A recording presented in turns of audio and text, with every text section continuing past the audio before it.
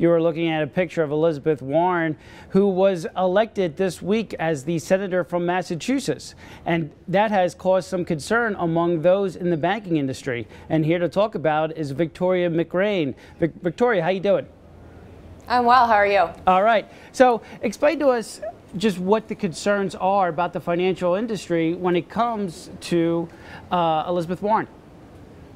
Well, Elizabeth Warren has been kind of a boogeyman for the industry, stretching way back to when the financial crisis and the aftermath. She emerged as a major critic, saying that they drove the economy off the cliff. So now she is, she had gotten passed over to be director of the Consumer Financial Protection Bureau, which she helped create. She's credited with coming up with the idea.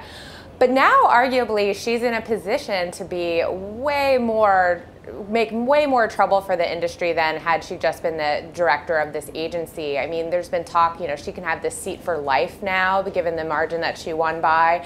And a number of the policies and sort of rhetoric that she employed on the campaign trail are things that should, make banks nervous. She embraced, reinstating Glass-Steagall, which effectively would break up the banks. And she's coming into a Congress where there's discomfort and anti-big bank sentiment on both sides of the aisle. So she's not necessarily going to be a rogue, standalone senator on this issue if she does choose to kind of dig in on these issues. But is there enough consensus on the Senate for her to leverage some of that to go after the financial industry?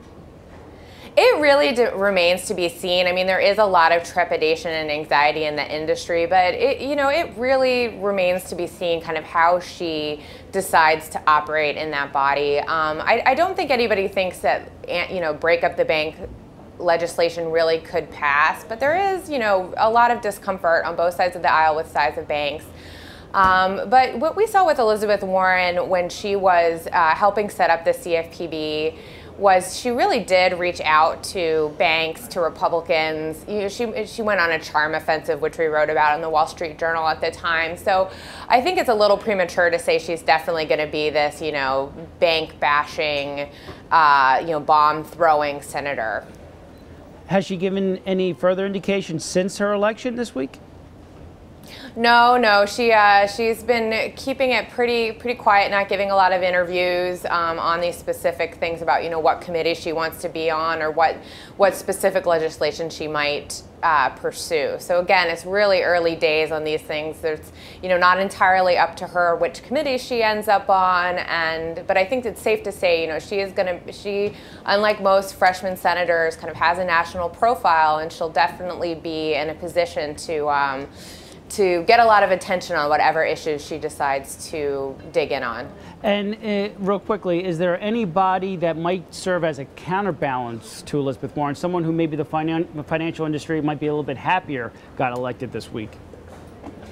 There aren't a lot of allies for big banks these days. I mean, there are folks who are, more